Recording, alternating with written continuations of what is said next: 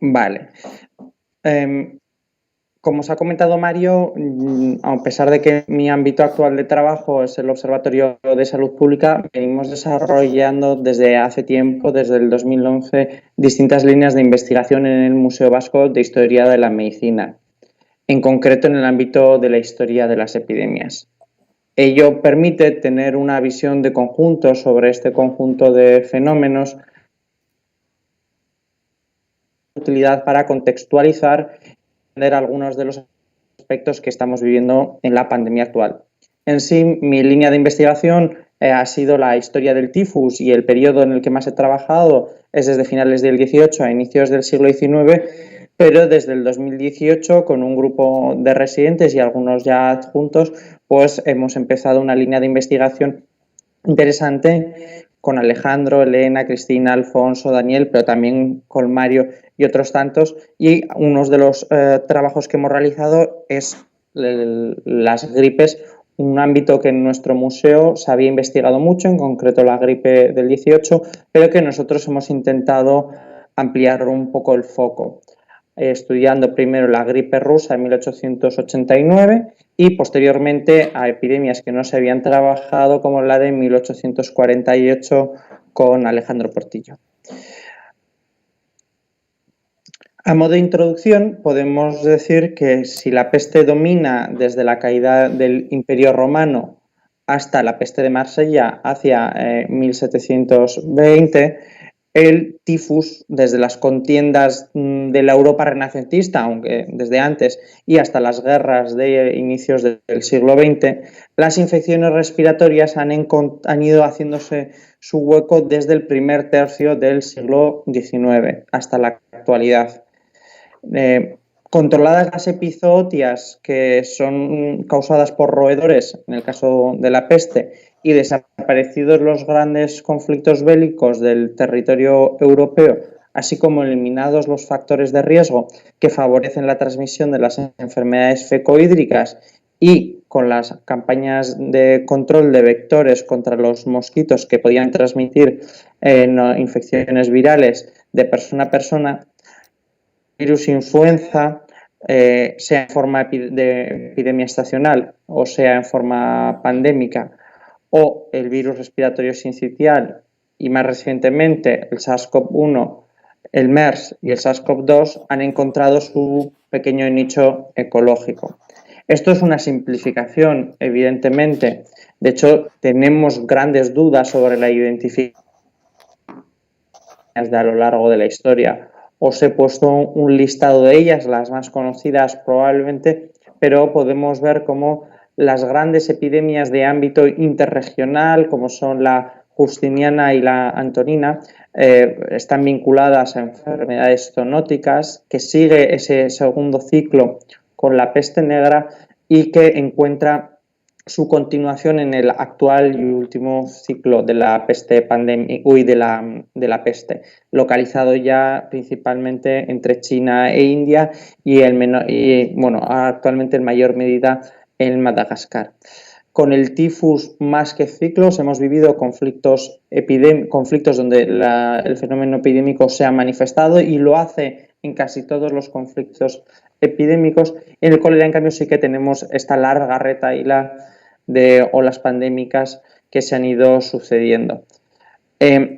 Quizá lo primero que habría que diferenciar es que es verdad que tenemos estos grandes periodos donde dominan algunas enfermedades respecto a otros. Es una simplificación de lo que es la transición demográfica y epidemiológica en concreto, porque cuando había fiebres, el siglo XVIII se denomina el siglo de las fiebres, y había tifus y malaria, pero evidentemente había otras enfermedades. El siglo XVIII es el de la última gran peste europea.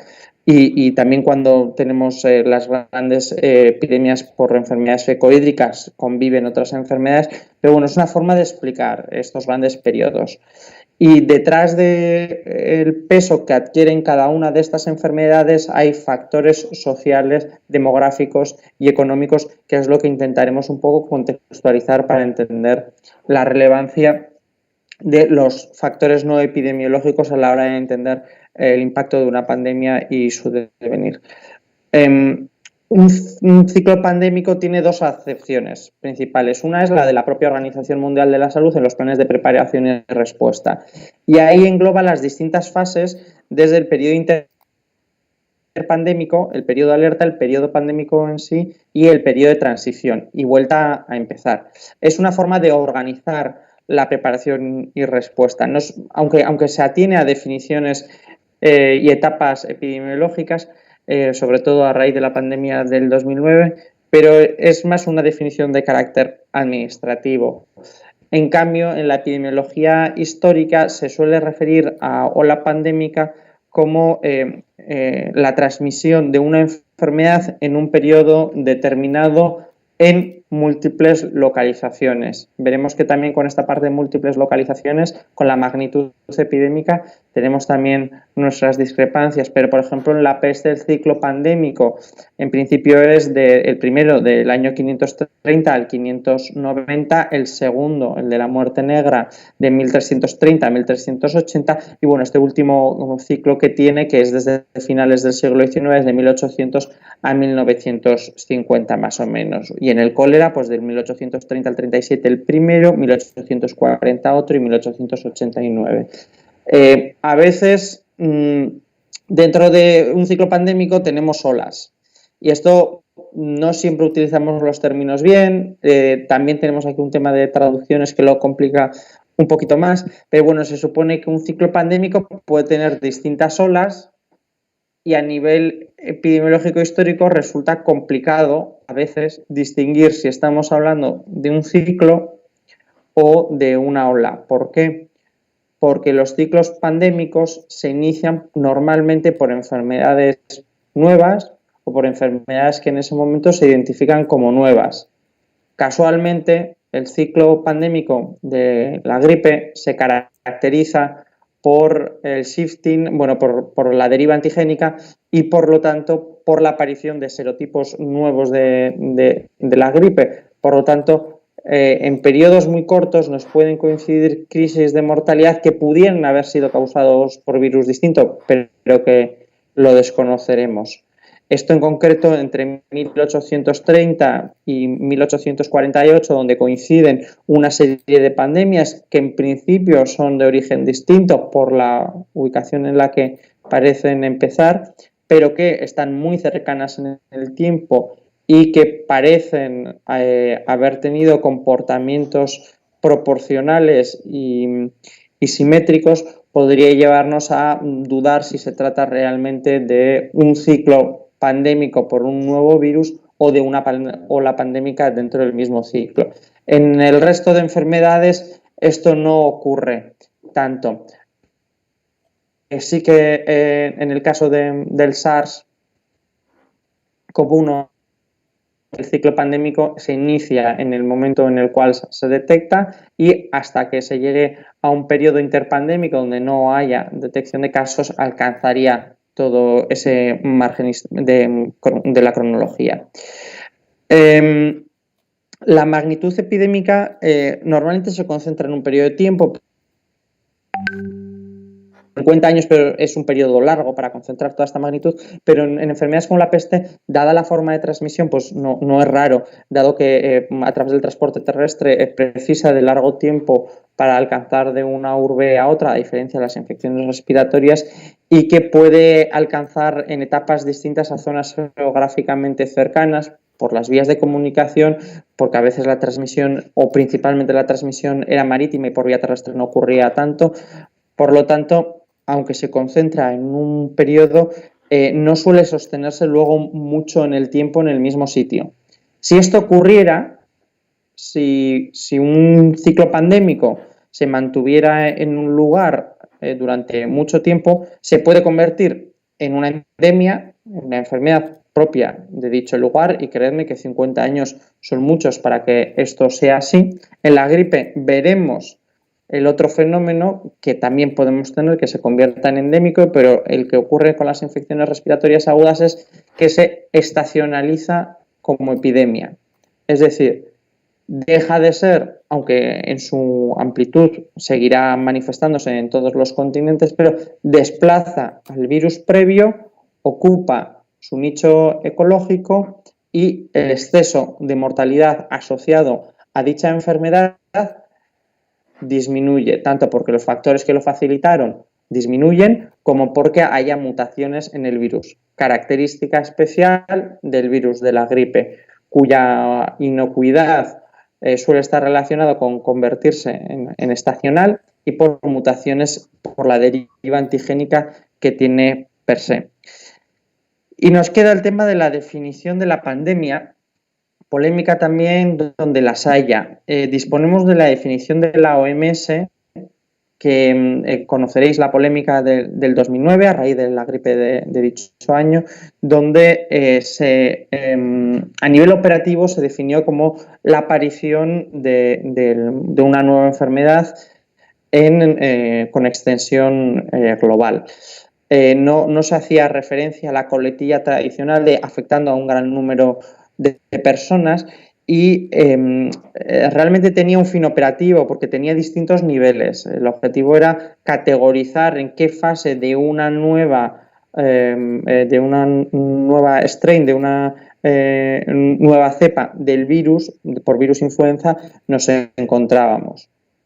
La definición clásica incluía la expresión afectando a un gran número de personas, pero es verdad que las actuaciones de preparación y respuesta no pueden esperar a ello, ¿vale? Por lo tanto, era lógico que la aparición de cualquier enfermedad nueva que se extendiera a nivel global fuera considerada pandemia. Un matiz, la OMS no declara pandemias, es una expresión errónea. La Organización Mundial de la Salud lo que declara son emergencias de salud pública de interés internacional o ESPI.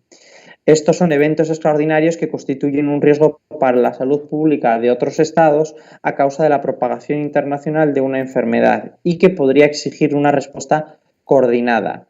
No importa tanto el grado de difusión de la enfermedad, no es lo relevante y es una de las lecciones que se ha tenido que sacar. Tampoco importa la definición epidemiológica en sí, lo que importa es que es una situación que constituye un riesgo para la salud de otros países más allá del que lo está sufriendo porque se pueda propagar y porque pueda precisar una respuesta coordinada.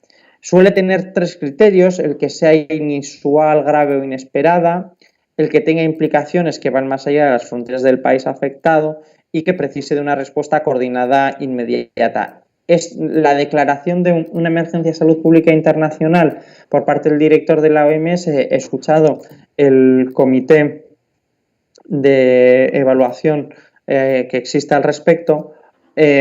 Implica, es un panel de expertos que existe de acuerdo con el Reglamento Sanitario Internacional. Cuando se declara el ESPI por parte del director, implica una movilización de recursos. También poder adoptar una serie de medidas de la OMS. ¿Vale? Por eso sí que es verdad que, aunque hubo una polémica importante en el 2009 en relación a esta definición, la parte operativa está bien articulada en el Reglamento Sanitario Internacional. Tiene un algoritmo de decisión de qué tipo de enfermedades hay que notificar siempre, qué tipo de enfermedades constituyen automáticamente un ESPI y cuáles son los criterios de valoración. Por contextualizar rápidamente, los virus respiratorios por lo general son virus de transmisión de persona a persona por gotas y suelen tener un origen zoonótico, aunque algunos de ellos desconocemos su origen. Quiero decir con origen el reservorio. Conocemos hospedadores intermedios que han podido estar en contacto con el ser humano por su uso en la agricultura o por su uso en granjas de animales, pero no sabemos en muchos casos cuál ha sido el reservorio. Suelen tener un periodo de incubación corto, lo cual lo relaciona con la velocidad en la que se transmite. Necesitamos velocidades de transporte importantes para permitir que haya pandemias. Si no, las vías de entrada serán limitadas y el impacto también.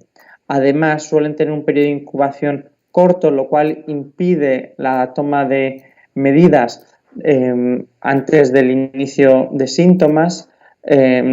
También dificulta, aparte de la labor de control, y suelen tener un perfil de estacionalidad muy marcado. En noviembre y diciembre, enero, febrero, como todos conoceréis. Puede variar y la gripe varía, de hecho, año a año, y el año que os toque os acordaréis cuando os adelante, pero en principio tiene un perfil bastante claro.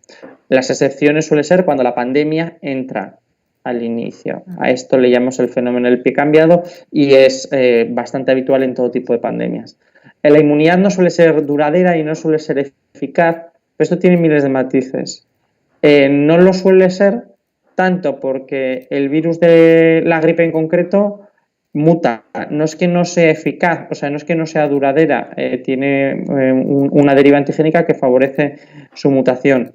El que no sea eficaz quiere decir que no proporciona nunca una protección del 100%, y esto lo vemos constantemente tanto con las bronquiolitis como empieza a aparecer ya en el SARS-CoV-2.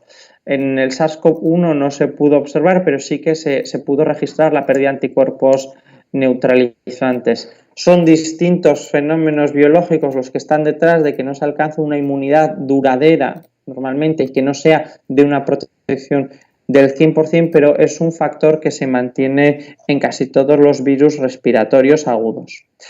Y bueno, por empezar con lo más importante, vamos a hacer un repaso de la epidemiología de la gripe. Principalmente tenemos que entender que, a pesar de que los principales factores se han acumulado en la edad contemporánea, desde 1510, con el nombre Coqueluche, por parte de la imprenta, esta epidemia entra en los manuales y en las fuentes históricas.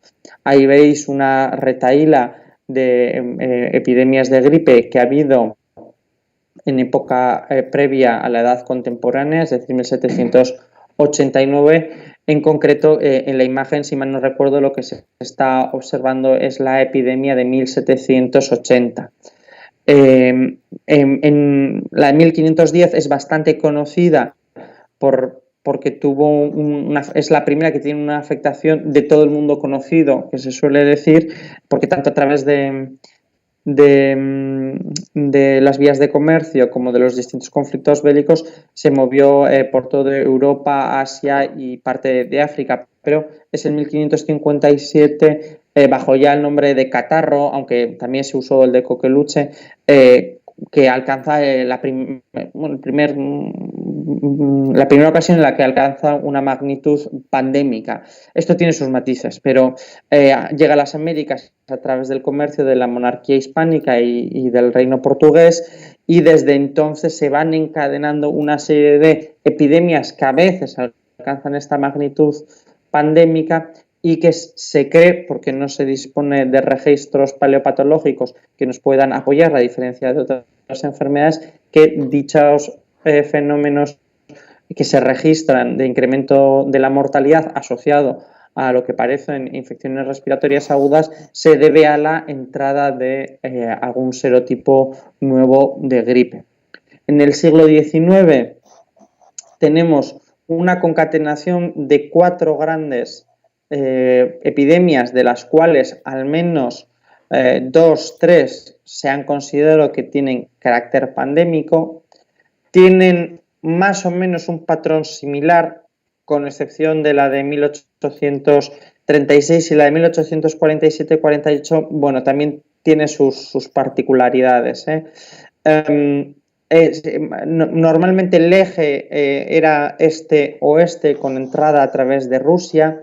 Se ha debatido si la de 1830-31 es realmente la primera onda pandémica de la de 1833. La de 1830 y 31 está muy bien filiada desde las colonias holandesas en Asia, Borneo y demás, así como en Filipinas, y a través del transporte marítimo se ha podido seguir con mucho detalle cómo se extendió. Por eso se considera netamente pandémica, porque efectivamente afectó a todo el mundo. La entrada se realizó en las Américas a través de Europa, y en Europa la entrada entró por Rusia. Veis ahí en el cuadro, en la parte superior derecha, la cronología de la epidemia de 1830 y 31.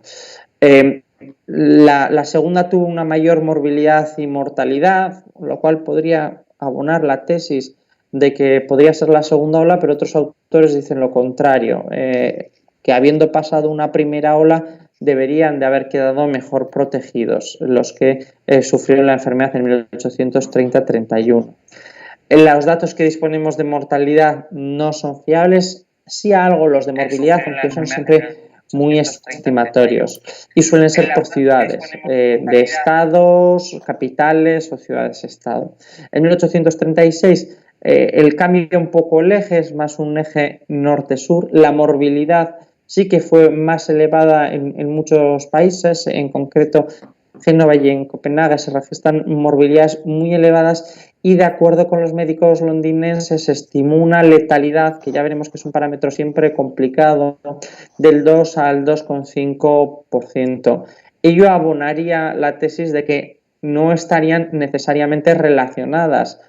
Más allá de quizá las dos primeras, esta de 1836 no tendría por qué estar vinculada.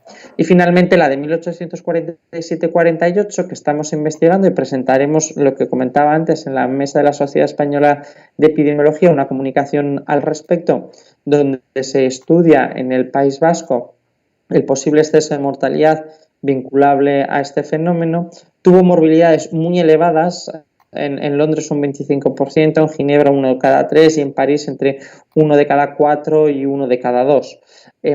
La pandemia de 1847 y 48 es un poco, bueno, no sigue el patrón conocido. No sabemos si su origen estuvo realmente en Rusia, pero sabemos que en el imperio zarista, debemos entender que el periodo de 1848 es el de las revoluciones, ¿vale? Es el de las revoluciones liberales y cartistas de casi toda Europa. Es un periodo convulso per se, también lo es en el Reino de España, y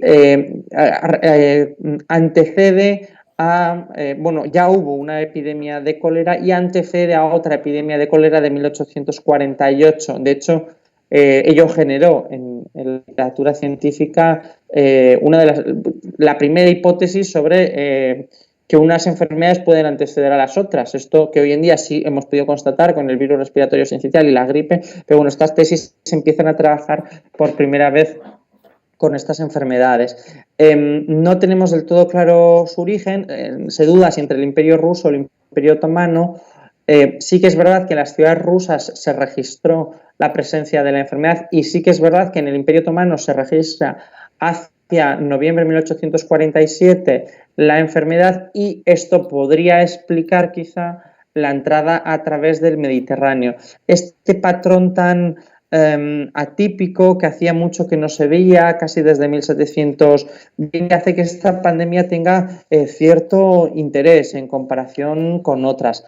Además, coincide con el gran estallido de la prensa de la edad victoriana en Reino Unido, lo cual hace que a seguir con mucho interés la evolución de la pandemia. Hay que entender que estamos en la época en la cual el Imperio Británico mantiene comunicaciones, bueno, colonias en todo el Mediterráneo, y que más allá de sus entradas que pudo tener del virus a través del Mediterráneo, que probablemente pudo ser así, a través del Imperio colonial recibía noticias y quizá también la enfermedad. Es por ello por el cual se ha hablado de que quizá hubo dos entradas o dos olas en el Reino Unido de la Gran Bretaña en aquel entonces. Se ha hipotetizado, ahí hay un pequeño fallo, que pudo haber proporcionado cierta inmunidad para la epidemia de 1889, y con la epidemia de 1889 nos pasará lo mismo, se hipotetizará si pudo proporcionar,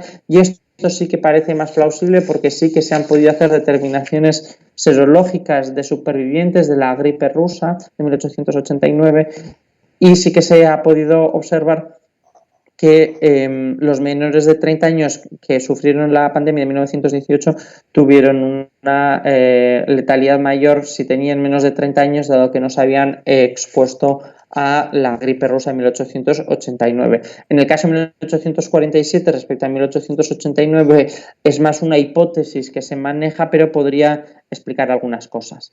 Sí que matizar que nos movemos en el terreno de la absoluta falta de evidencias biológicas hasta que nos plantamos en 1889, tanto por la teoría microbiológica todavía en discusión, como las herramientas de identificación de microorganismos, que sabéis que en el caso de los virus es especialmente complejo y que de hecho en 1889 provocará la identificación errónea del bacilo de Pfeiffer como causante de la gripe, lo que actualmente es el parainfluenza.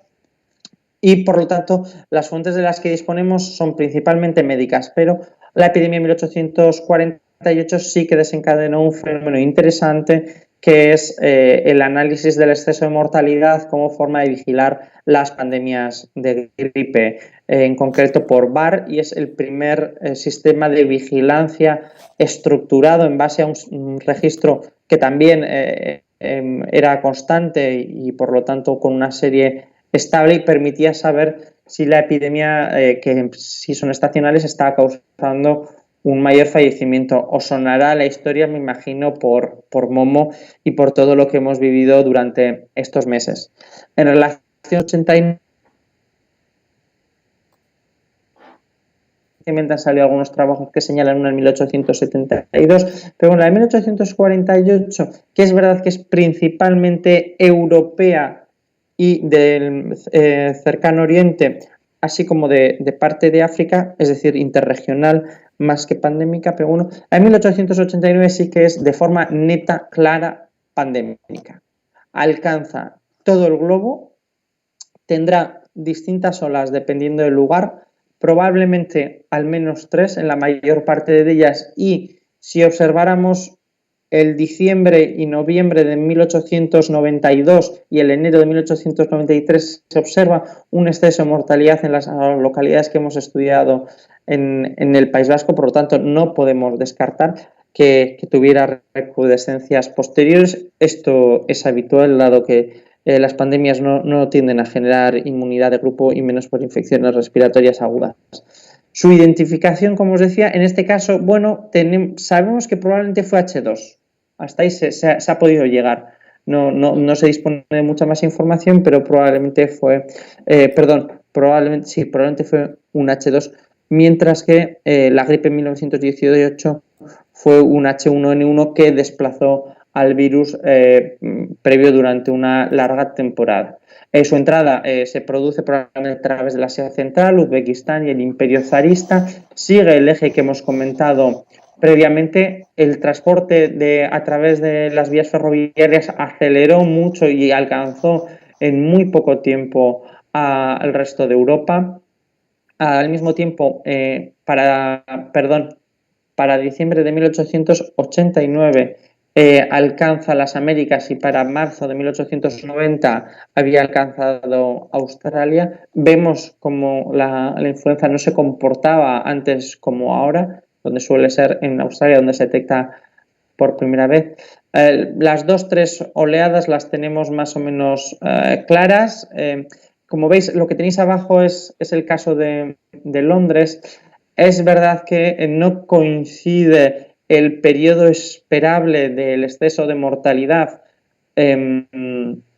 con lo que le habría correspondido por estacionalidad en la segunda ola. Una de las cosas que no encaja. Nosotros, cuando hemos observado este fenómeno con la segunda ola en el País Vasco, hemos podido atribuir dicho exceso de mortalidad a otras causas que estaban constatadas en la época y bien identificadas. Hay que entender que, como os he dicho, que no es raro que las pandemias empiecen con pico cambiada y que la estacionalidad no se mantenga posteriormente.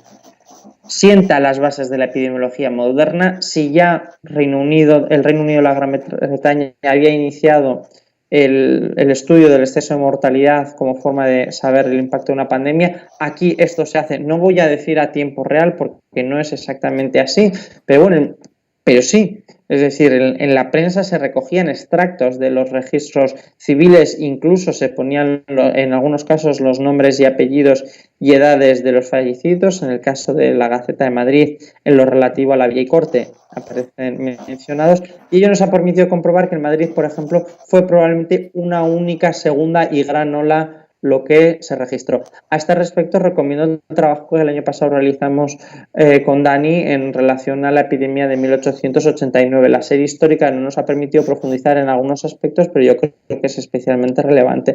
Y en 1889, con el auge de la industria farmacéutica, pues se ve ya este fenómeno de los nuevos medicamentos milagro, en concreto la antipirina, que es una pirazolona que se dice que causó casi tantos o más fallecidos que el propio virus. La gripe de 1918 es probablemente la más conocida. La llamada española, sé que es habitual entre los historiadores patrios decir que la mal llamada epidemia española, bueno, si llamamos rusa la de 1889, asiática la del 57 y la del 67, la de Hong Kong, no creo que pase nada por llamarla española de 1918. El motivo ya sabéis cuál de la denominación, que es que la prensa aquí se hizo eco dado que había una importante censura en el resto de países y que afectó a figuras de renombre, entre ellos al monarca. Por cierto, también ocurre con la gripe de 1889. Hubo gran preocupación por la afectación en Palacio y murieron algunas personas de renombre al respecto. La gripe 1918, que es un H1N1, tuvo 3 oleadas, probablemente hacia marzo de 1918 se empieza una, hacia agosto de 1918 la segunda, y entre diciembre de 1918 y enero de 1919 la segunda. Hay muchas localidades donde solo se registraron 2 o donde solo se registra una. De hecho, en los análisis de sesgo de mortalidad por enfermedades infecciosas respiratorias agudas que ha realizado el Museo de las Capitales de Provincia, solo se registra una gran ola bien clara, que es la segunda, donde se registra claramente el exceso de fallecidos, pero casos sí que se registraron. Gran diferencia de 1918 respecto a 1889 es la morbilidad. La morbilidad se empieza a medir de forma estandarizada. Los fallecimientos se suelen estimar en 50 millones, veréis que se utilizan cifras terriblemente exageradas, incluso la de 50 probablemente lo sea, probablemente la horquilla de 20 a 30 esté más cercana, pero hay enormes dificultades con el número de fallecidos que aportan la India y China, como comprenderéis.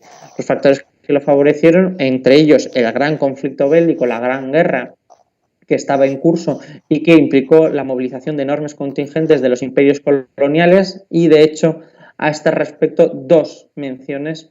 Una, la de la peste del Esanamit o la neumonía del Esanamit. Los anamitas eran un pueblo bajo el imperio francés. Recordaréis que en el siglo XIX Francia tiene un imperio colonial vasto, tanto en África del Norte como en lo que luego será Vietnam. Sencillamente mencionar la peste del Esanamit como posible fenómeno precursor de la epidemia de 1918, dado que se produce en 1917 y está en relación con trabajadores de esta zona que son desplazados a Francia.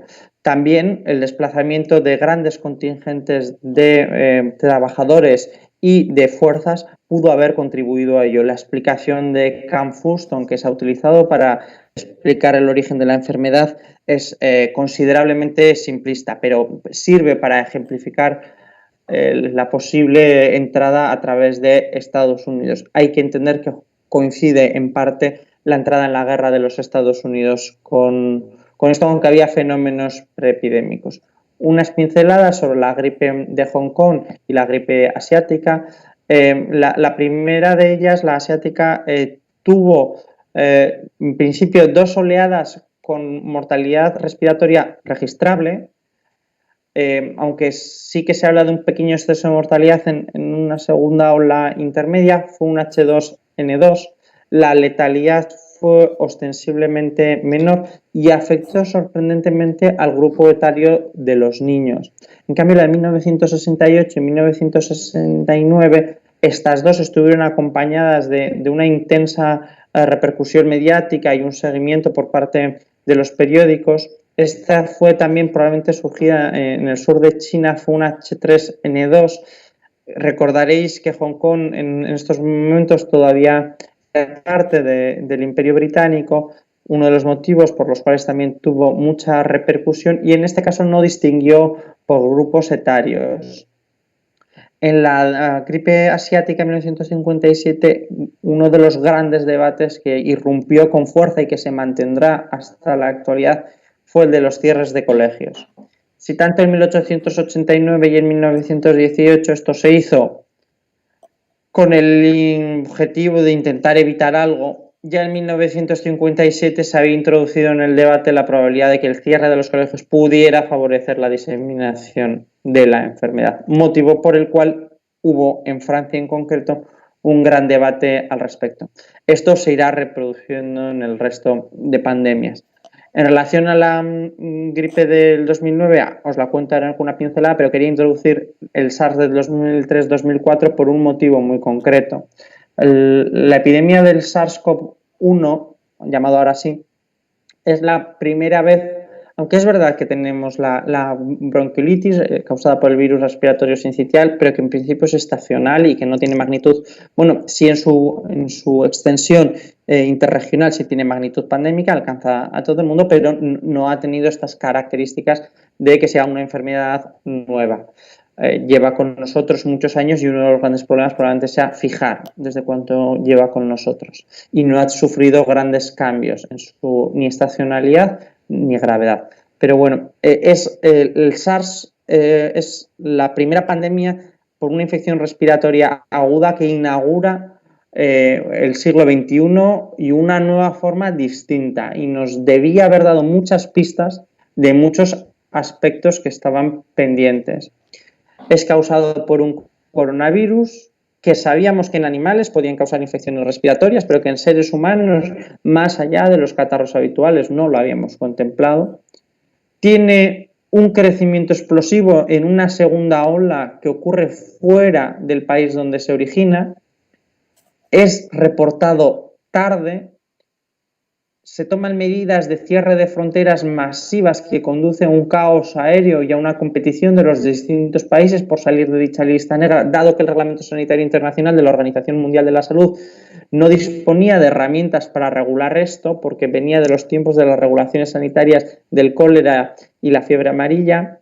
Impulsará la actualización del Reglamento Sanitario Internacional, que está en curso con el objetivo de evitar que las limitaciones al movimiento de personas y bienes colapsen el comercio internacional y causen pérdidas millonarias. Hay que entender que aquellos países que estuvieron en esta especie de lista de afectados, que eran 2 periodos de incubación los que tenían que transcurrir desde el último caso, tenían pérdidas multimillonarias diarias. Se habla, de hecho, que gran parte de la recuperación económica de China, del despegue económico de China se vio lastrada por esta pandemia.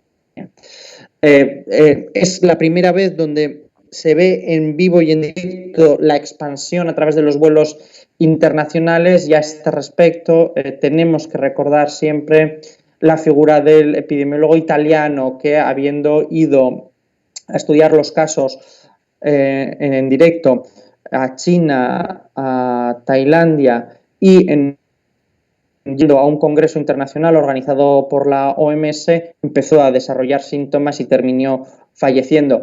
Es uno de los ejemplos más claros donde se pudo observar en directo la expansión del virus en un vuelo y cómo podía llegar a través del mismo a un país que en principio no registraba casos.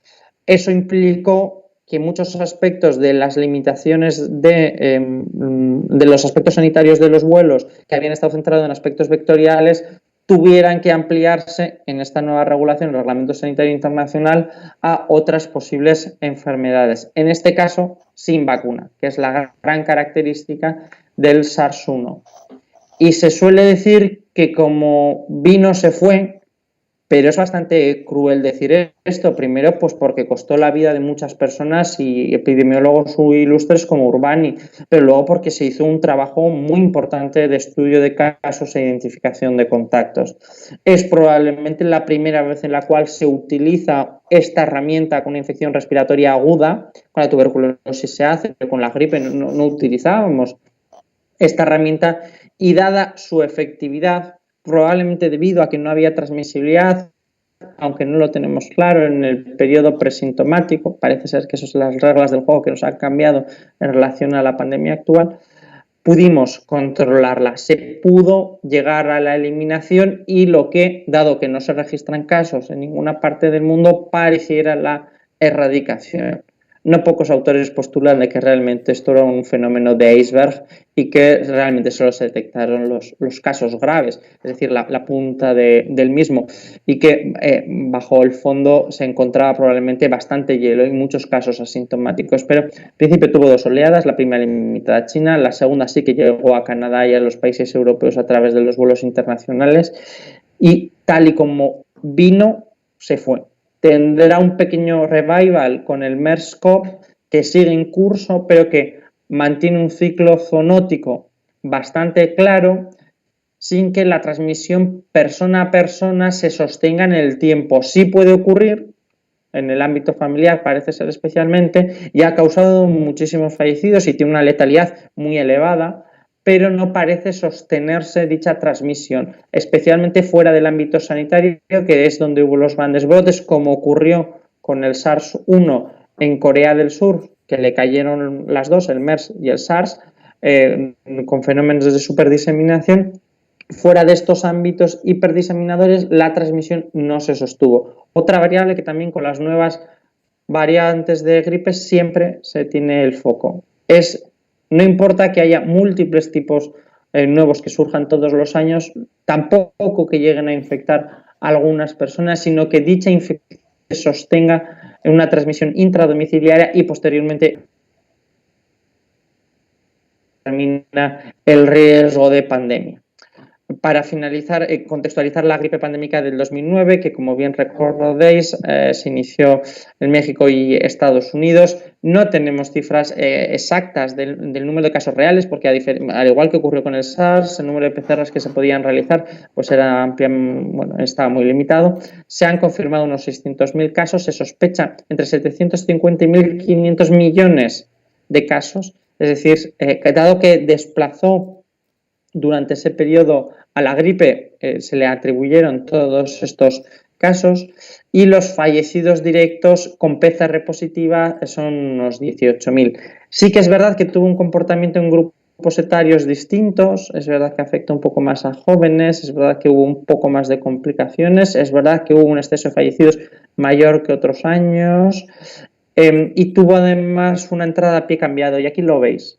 De hecho, parte de lo que hemos observado hasta el momento con el SARS-CoV-2 se podía haber achacado a este prototipo de epidemia, donde a finales de agosto supera el umbral epidémico, empieza fuera de la estacionalidad que se le supone, se incrementa y dispara durante el mes de septiembre para llegar al máximo a mediados de octubre, y para noviembre empezar a disminuir y desacelerarse. Gracias a la pandemia del 2009, y a los trabajos previos, nuestro sistema de vigilancia para nuevos tipos de gripe, y por lo tanto para la gripe habitual estacional y poder detectar nuevos serotipos de gripe, genotipos de gripe, se modificó de forma sustancial. La red de médicos vigías se amplió, se modificó, se integró plenamente en el sistema, se informatizó y se empezó con la vigilancia de los casos graves hospitalizados de forma sistemática, que año a año se va ampliando todos los hospitalizados. Los que seáis ya resis, los casos graves de gripe confirmados hospitalizados es una variable que utilizamos muchísimo. Y yo reseñaros que de la misma forma que en 1848 la gran aportación fue el exceso de mortalidad y la volvemos a utilizar, yo creo que el trabajo de Amparo Larrauri en el 2009 hay que leerlo. Creo que es el modelo donde nos tenemos que mirar en no pocos aspectos y que nos enseña el valor de un indicador que olvidamos, que es el de los casos graves hospitalizados. Probablemente indique muchísimo más, y es esta conexión entre los servicios asistenciales y los casos totales para poder saber la gravedad y la magnitud de una epidemia lo que probablemente haya cambiado. Ya no solo intentamos contabilizar el número de fallecidos totales, que tiene una serie de complejidades muy importantes, tampoco el exceso de fallecidos, no. Lo que más afecta a la sociedad hoy en día es la capacidad de los servicios asistenciales de absorber el impacto, lo que se llamó aplanar la curva o resistir la curva o el tsunami. Esto probablemente podemos decir que entró en el tablero en el 2009 y se pudo comprobar de forma fehaciente que los casos graves hospitalizados es la principal variable que nos tenía que marcar. Y tiene una ventaja, es una serie terriblemente estable, porque los ingresos hospitalizados por gripe tienen una definición común que se mantiene a lo largo del tiempo e incluso, aunque actualmente se hace con PCR, e incluso durante años en los que no teníamos PCR, el código CIE se ha mantenido homogéneo. A nivel de aspectos epidemiológicos, sanitarios, sociales y políticos, quería comentaros unas pinceladas generales sobre estas pandemias por infecciones respiratorias agudas. Quedan 5 minutos. Perfecto, gracias, Mario. Tienen un patrón estacional, pero pueden entrar a pico cambiado, pero no tienen por qué hacerlo, ¿vale? Tampoco tienen por qué las distintas olas tener que seguir el patrón de la inicial, eso es el pico cambiado. Pero es que incluso aun cuando alguna de ellas sea con patrón estacional, pueden ocurrir fenómenos por los cuales segundas no sigan exactamente dicho patrón. Sí que es verdad que las últimas suelen conservarlo. Tenemos limitaciones para diferenciar las cuartas olas pandémicas en el caso de la gripe, especialmente dado que adquiere un carácter endémico, pero tenemos cuartas olas pandémicas. Tiene una morbilidad elevada y una mortalidad baja, entendida mortalidad como el número de fallecidos totales por causa de la muerte entre la población, ¿vale? De forma puntual podemos tener, como ocurrió en 1918, tanto una letalidad elevada como una mortalidad elevada, pero no es lo habitual. Y la mortalidad está normalmente relacionada no con las edades extremas, sino con los mayores de 65 años. Normalmente los menores de edad suelen padecer poca mortalidad. El fin de las pandemias suele producirse en el caso de la gripe por el desplazamiento del serotipo y la integración estacional, así como la desaparición de los factores de riesgo que pudieran haber favorecido especialmente el impacto en la gripe del 18, la finalización de una guerra de forma clara y evidente. En 1848 algo tuvieron que ver también probablemente las revoluciones. No causan inmunidad de grupo, entendiéndolo en el término de los postulados de Fox, ¿vale? No en el matemático de la R0, y además al integrarse en el circuito de los virus estacionales no es de aplicar, ¿vale? Sí que es verdad que permiten muy bien estudiar la renovación de las generaciones que se van incorporando, que no han sido convertido, y predecir qué poblaciones podrían verse especialmente afectadas. Esto se intentó en la gripe pandémica del 2009, intentando retrotraer lo ocurrido en 1918. Como medidas de prevención se han probado todas y más, y su efectividad es difícil de medir, tanto porque la aplicabilidad es complicado. Las mascarillas en 1918 fueron un fracaso a nivel social, no se consiguió un uso adecuado de la misma, ni tuvo un impacto, ni modificó el transcurso de la pandemia. Tampoco parece aportar por ahora nada en la gripe en los países orientales, donde está más integrado su uso. El cierre de colegios se ensayó, se ha vuelto a ensayar y tiene efectos controvertidos. No es que haya a favor y en contra, es que pareciera que pudiera actuar, dependiendo del momento en el cual se tomara la decisión, como un amplificador de la enfermedad, el cerrar el colegio como tal, y todo lo contrario, que el mantenerlos abiertos era la hipótesis que más se había manejado, pudiera favorecer la difusión de la enfermedad. Ambas tesis no son necesariamente contradictorias, aunque sí que parecen contravenir la realidad que estamos viendo actualmente. Y se probaron cosas como el blanqueamiento de casas, la desinfección de las calles y toda esta serie de medidas que tienen un enorme coste económico y una efectividad normalmente entre escasa y nula. Las medidas de control que se pudieron comprobar como efectivas fue en el SARS-CoV-1, el estudio de casos y el rastreo de contactos, y en 1918 y en 1919, en unas pocas ciudades de Estados Unidos, el confinamiento domiciliario o lockdown, ¿vale? Sí que la efectividad de dichas medidas en la disminución del impacto demográfico de la segunda ola ha podido ser constatado, y de hecho dichos trabajos que son 3 trabajos en concreto, son 3 trabajos de epidemiología histórica de una revisión, alimentan todos los manuales actuales que se están utilizando de medidas no farmacológicas, para los que digan que la historia no importa. 3 artículos. Adrián. Todas las medidas de confinamiento del mundo. Acabamos con una frase general. Las epidemias por infecciones respiratorias agudas se ven condicionadas por los medios de comunicación, por los medios de transporte, tienen normalmente la aparición de medicamentos y soluciones milagros, expertos mediáticos y llevan normalmente, como todas las enfermedades de nueva aparición, la moralización de la enfermedad, por lo tanto, de las medidas de prevención que refuerzan prejuicios existentes y alimentan el estigma. Os dejo esta cita que me parece especialmente interesante de Ángel Fernández Caro para que la leáis y la podáis extrapolar a la situación actual. Vale, te planteo la pregunta que hace Daniela Vietar, que dice: ¿qué variables a grandes rasgos determinan esta entrada a pie cambiado de algunas olas de este tipo de virus? Supongo que dependen de la época y el contexto, pero ¿cuáles serían hoy en día las variables más comunes? Que, si por ejemplo, podrían afectar también al SARS-CoV-2. Probablemente lo que permite la entrada a pie cambiado, que antes no ocurría, era esos factores de riesgo que permiten la transmisión fuera de la estacionalidad, que son la alta densidad demográfica, el escaso tiempo necesario para el transporte de un lugar a otro, poblaciones altamente susceptibles y vulnerables, es decir, tanto que se pueden contagiar como que tienen letalidades más elevadas, y luego que realizamos una vida en sociedad radicalmente distinta a la que hacíamos antes. Por lo tanto, si en 1836 esto era muy complicado que ocurriera y fenómenos previos necesitaban llegar hasta noviembre-diciembre para magnificarse, actualmente disponemos de entornos cerrados donde hacemos vida en común, lugares de trabajo, velocidades relativamente limitadas y imitamos parte del comportamiento que tenemos pues, cuando se repite el patrón estacional. Principalmente la respuesta sería esa.